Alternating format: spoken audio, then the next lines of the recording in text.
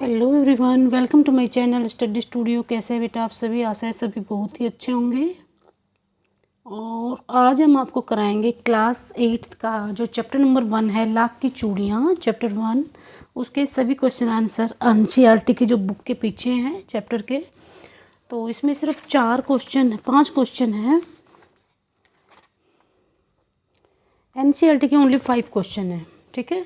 तो बहुत ही अच्छे से मैं अभी एक्सप्लेन करूँगी। इंपॉर्टेंट क्वेश्चन है, सभी को ध्यान से देखना है और सभी बच्चे अभी लर्न हो जाएंगे। उनको अगर ध्यान से सुनेंगे ना तो कुछ याद करने की ज़रूरत नहीं पड़ेगी।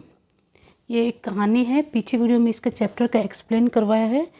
जिन्होंने नहीं देखा पीछे वाली वीडियो में इसका एक्सप्लेनेशन देख सकते हैं, बहुत ही ईजी वे में, ठीक है। तो क्वेश्चन नंबर 1 देखिए।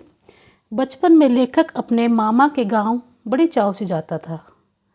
उसको बदलू को बदलू मामा न कहकर बदलू काका कहता था, क्यों? तो ये आपको देना है आंसर इसका।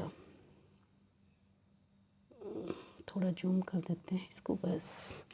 तो निश्चय ही बचपन में लेखक को अपने मामा के घर जाने का बहुत चाव था। बचपन से ही लेखक अपने मामा के गांव में जाने के लिए बहुत एक्साइटेड रहता था, बहुत उसको चाव रहता था।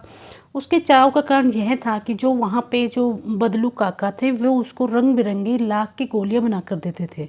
जो वहाँ के बदलू मनिहार थे ना, उसके मामा के गांव में एक बदलू मनिहार था, वो उसको रंग बिरंगी सुंदर सुंदर लाख की गोलियां बना कर देते थे। ये गोलियां उनके मन को मोह लेती थी लेखक के।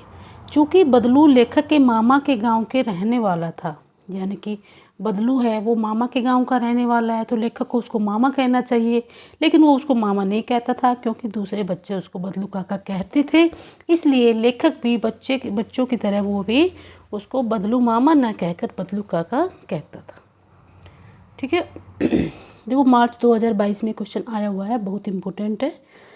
ये भी क्वेश्चन इम्पोर्टेंट है, जुलाई 2022 में आया हुआ है S7 में। वस्तु विनिमय क्या है? वस्तु विनिमय में प्रचलित पद्धति क्या है? यानी कि वस्तु विनिमय क्या होता है? वस्तु विनिमय का अर्थ होता है एक वस्तु के बदले में दूसरी वस्तु को देना। यानी हम कुछ भी चीज़ देते हैं तो उसके बदले में पैसा ना देकर हमें वस्तु ही दी जाती है, उसको वस्तु विनिमय कहते हैं। तो चैप्टर में क्या है कि लाख की चूड़ियाँ जो बदलू काका बनाता था, वो जब चूड़ियाँ देता था तो उसको पैसे की जगह पर वो अनाज लेता था। तो ये है वस्तु विनिमय।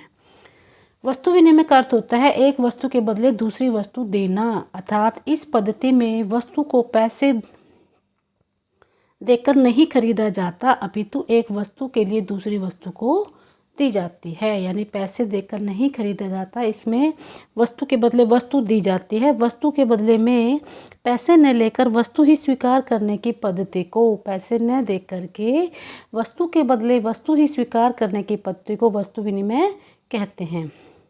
परंतु वर्तमान में समाज पूरी तरह बदल चुका है। आजकल क्या है, ऐसा नहीं होता, पहले होता था।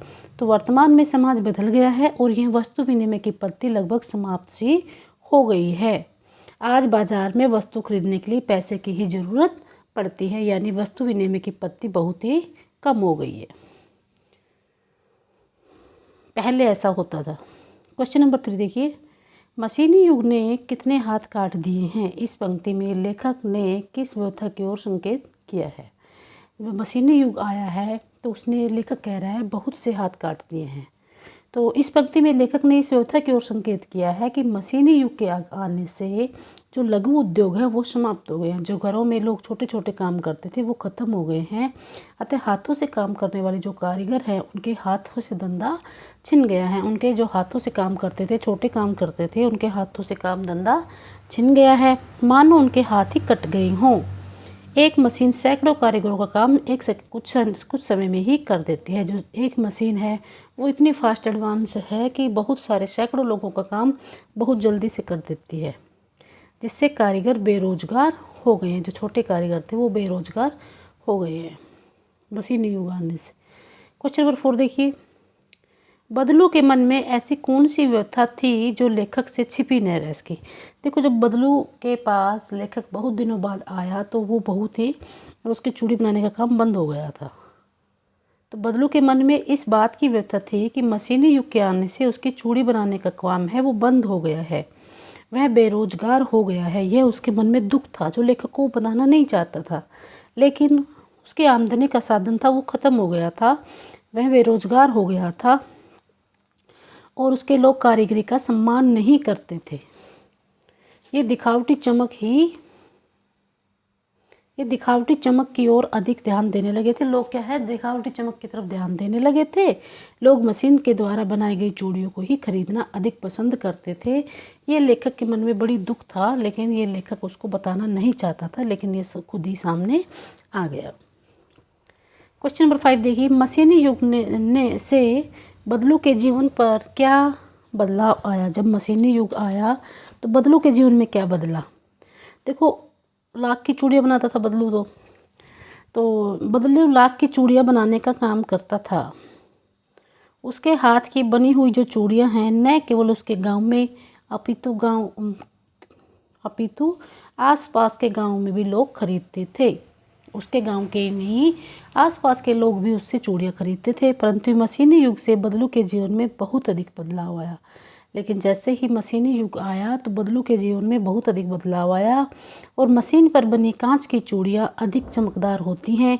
स्त्रियाँ भी उन्हीं चूड़ियों को पहनना पसंद करने लगी और जो बदलू काका चूड़ियाँ बनाता था उनको लोग कम पहनना पसंद करते थे। इस युग के आने के बाद मनिहार का काम बंद हो गया, क्योंकि चूड़ियाँ तो मशीनें बनाने लग गई। अब उसका काम बंद हो गया, वह बेरोजगार हो गया। काम न करने के कारण, जब काम नहीं करते तो शरीर कैसा हो जाता है, उसका शरीर डल हो गया बदलू काका का। और हाथों पर नसें थी ना, वो उभर कर दिखाई देने लगी, जैसे वो बुजुर्ग से दिखाई देने लगे, बड़ी उम्र के दिखाई देने लगे। साथ ही उसे फसली खांसी भी लग गई थी। ऐसी दशा में हर समय इस प्रकार जब मशीनी युग आया तो हर समय प्रसन्न रहने वाला बदलू निराश रहने लगा। ठीक है बेटा, ये क्वेश्चन थे 5, बहुत ईजी हैं और अब ध्यान से सुनेंगे, अभी के अभी लर्न हो जाएंगे, कोई बड़ी इशू नहीं है। ठीक है, अगर आपको वीडियो अच्छी लग रही है तो लाइक एंड सब्सक्राइब कीजिए। नेक्स्ट वीडियो में नेक्स्ट चैप्टर लाएंगे। ठीक है, और थैंक यू।